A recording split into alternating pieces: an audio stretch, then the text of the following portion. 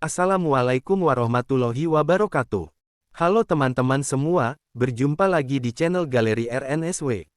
Di video kali ini, saya akan menceritakan tentang sejarah penyebaran Islam Sunan Kudus. Seperti apa ceritanya? Yuk, langsung saja kita simak videonya. Sejarah penyebaran Islam Sunan Kudus. Sunan Kudus merupakan salah satu ulama dari anggota Wali Songo yang melakukan penyebaran agama Islam di Pulau Jawa, khususnya Jawa Tengah. Sunan Kudus memiliki nama asli Sayyid Jafar As-Sadiq Asmat Khan, atau sering disebut dengan nama Jafar As-Sadiq. Nama Jafar As-Sadiq diambil dari nama datuknya yaitu Jafar As-Sadiq bin Muhammad Al-Bakir bin Ali bin Husain bin Ali bin Abi Talib yang beristrikan Fatimah Az-Zahra binti Muhammad.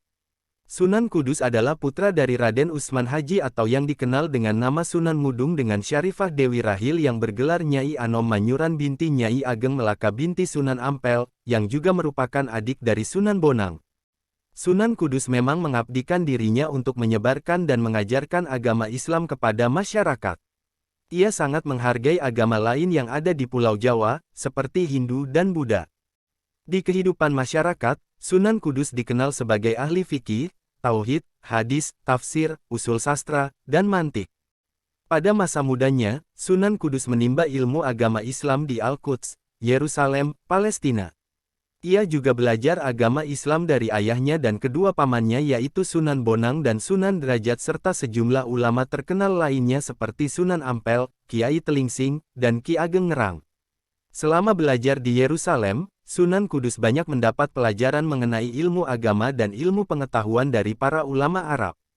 Setelah ia menyelesaikan belajar di Yerusalem, ia kembali ke Nusantara dan memulai merintis sebuah pondok pesantren.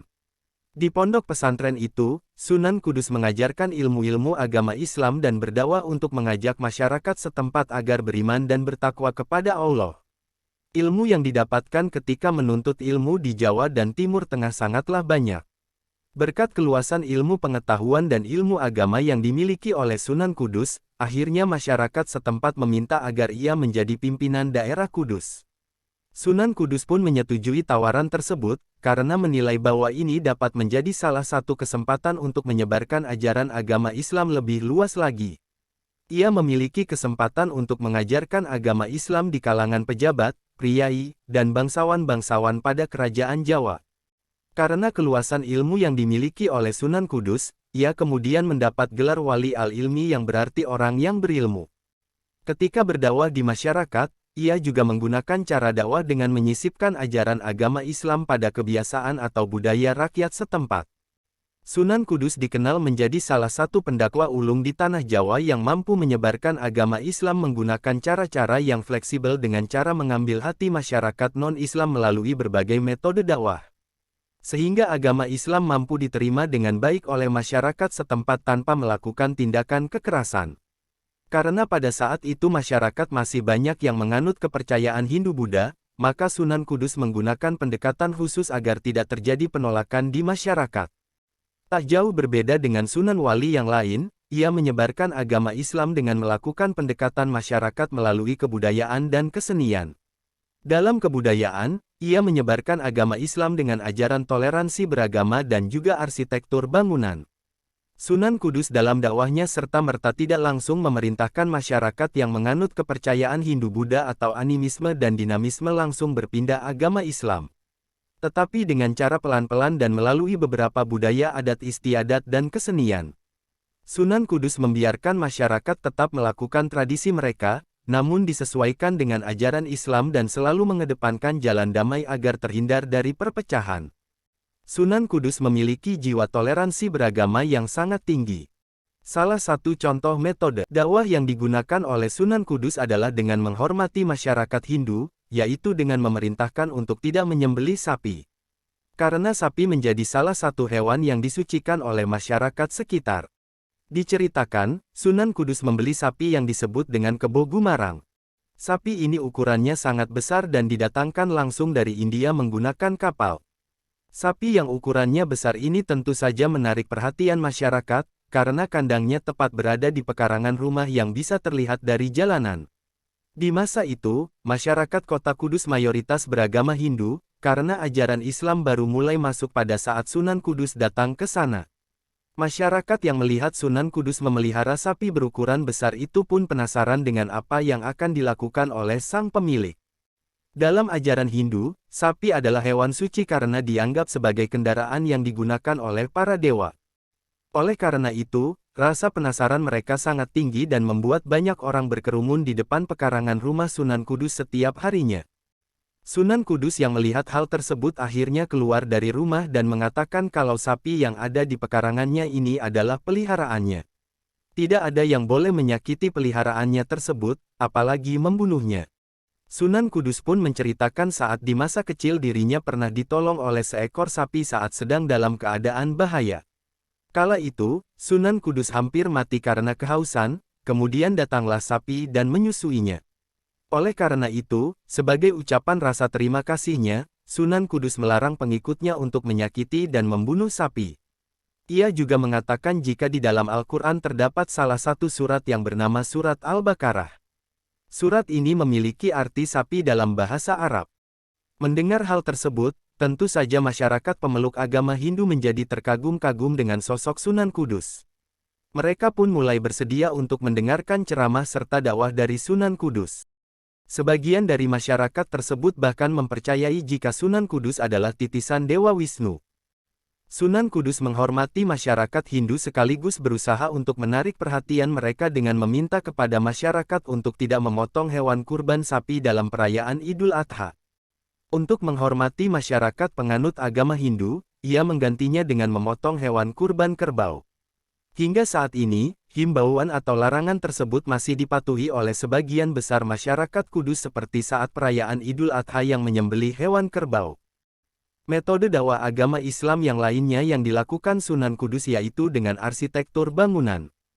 Diceritakan, pada tahun 956 Hijriah atau 1549 Masehi, saat itu Sunan Kudus hendak membangun sarana dan prasarana yang akan digunakan oleh masyarakat setempat. Ia menggabungkan corak arsitektur dari agama Islam dan Hindu. Sunan Kudus juga memberikan nuansa Buddha pada setiap arsitektur yang ada di wilayah tersebut.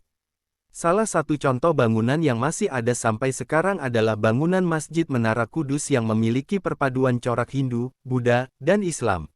Sunan Kudus juga membuat padasan atau tempat wudhu yang unik dan susunan bata merah yang menghiasi bangunan berbentuk persegi panjang dengan pancuran berjumlah 8. Hal ini dilakukan Sunan Kudus sebagai bentuk upaya dalam melakukan pendekatan terhadap umat Buddha, yang mana jumlah pancuran tersebut bermakna jalan berlipat 8 atau Sanghika Marga. Selain itu, Sunan Kudus juga memberikan arca kepala kebo bumerang di atas pancuran tersebut. Sementara itu, di bagian dalam masjid juga terdapat gapura dengan corak Hindu, seperti pintu gerbang vihara atau pura. Tempat tersebut tidak dijadikan sebagai tempat pemakaman raja atau menyembah roh leluhur, melainkan tempat untuk sholat, mengaji, dan kegiatan Islam lainnya. Masjid ini menjadi salah satu saksi sejarah penyebaran agama Islam di Pulau Jawa yang dilakukan Sunan Kudus. Masjid ini terletak di Kauman, Kabupaten Kudus. Konon, Sunan Kudus pernah membawa sebuah batu dari Baitul Maqdis di Palestina saat ia sedang menuntut ilmu. Batu tersebut kemudian digunakan sebagai batu pertama pendirian masjid yang kemudian diberi nama Masjid Al-Aqsa. Tetapi belakangan ini, justru masjid tersebut populer dengan sebutan Masjid Menara Kudus, karena merujuk pada bangunan menara setinggi 18 meter di halaman masjid yang menyerupai candi dan memakai arsitektur bercorak Hindu Jawa. Meski Sunan Kudus berdakwah dengan ajaran Islam, tetapi ia masih menghormati masyarakat yang memiliki kepercayaan lain dan tidak ingin memaksa masyarakat untuk masuk Islam. Dengan sikap kebijaksanaannya itu, sehingga membuat masyarakat setempat merasa segan dan sangat menghormati Sunan Kudus. Meski membutuhkan waktu yang cukup lama dalam membangun kepercayaan masyarakat setempat, Sunan Kudus tetap berusaha dan tidak menyerah untuk menyebarkan ajaran Islam di Kudus. Selain menggabungkan unsur Hindu ke dalam arsitektur bangunan, Sunan Kudus juga menyempurnakan alat-alat pertukangan yang berhubungan dengan teknik pandai besi, kerajinan emas, dan keris pusaka dengan unsur Islami. Melalui kerajinan-kerajinan tersebut, Sunan Kudus akan menyelipkan ajaran Islam di dalamnya dengan ukiran berupa ayat-ayat Al-Quran. Dalam menyebarkan agama Islam, Sunan Kudus juga berdakwah melalui jalur politik. Menurut Babat Tanah Jawa, disebutkan bahwa Sunan Mudung atau Raden Usman Haji yang merupakan ayah kandung Sunan Kudus pernah memimpin pasukan Majapahit. Sunan Mudung yang pada saat itu berkedudukan sebagai Senopati Demak bertarung dengan sengit melawan Raden Husain atau Adipati Terung dari Majapahit. Dalam pertempuran tersebut, Sunan Mudung gugur. Setelah Sunan Mudung wafat, kedudukannya sebagai Senopati Demak kemudian digantikan oleh Sunan Kudus. Setelah Sunan Kudus menjadi Senopati Demak, ia kemudian memperluas wilayah kekuasaan Kesultanan Demak. Dengan posisinya sebagai Senopati, sehingga membuat Sunan Kudus memanfaatkannya untuk menyebarkan ajaran Islam dan berdakwah di setiap kesempatan dengan mudah. Ketika menjabat sebagai Senopati, Sunan Kudus juga sempat diangkat menjadi Imam Besar Masjid Agung Demak, dan juga menjadi Kadi atau Hakim di Kesultanan Demak. Hal ini dikarenakan Sunan Kudus dinilai sebagai orang yang adil dalam memutuskan suatu perkara dalam masyarakat dan tidak memihak suatu golongan tertentu. Sunan Kudus juga mewariskan tradisi adat selamatan mitoni. Sunan Kudus tidak melarang acara selamatan atau mitoni yang dilakukan oleh masyarakat setempat. Tetapi, Sunan Kudus melakukan perubahan dan memasukkan nilai-nilai Islam dalam setiap rangkaian acaranya. Seperti kebiasaan permohonan doa kepada dewa dengan sesajen. Dalam hal ini, kemudian Sunan Kudus mengubahnya menjadi berdoa kepada Allah.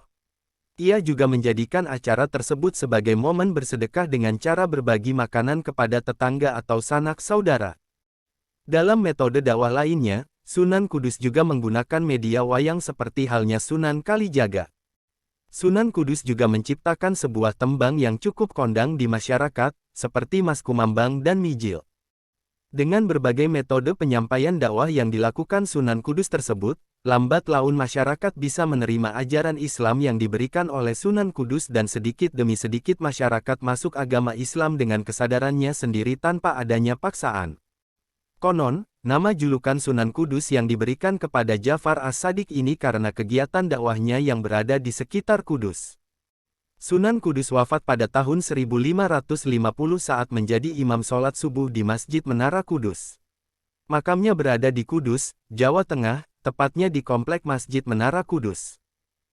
Oke teman-teman, itu tadi cerita sejarah penyebaran Islam Sunan Kudus. Semoga bisa menambah wawasan teman-teman semua ya. Terima kasih telah menonton video ini. Jika video ini bermanfaat, teman-teman bisa like dan subscribe channel ini. Sampai jumpa di video selanjutnya.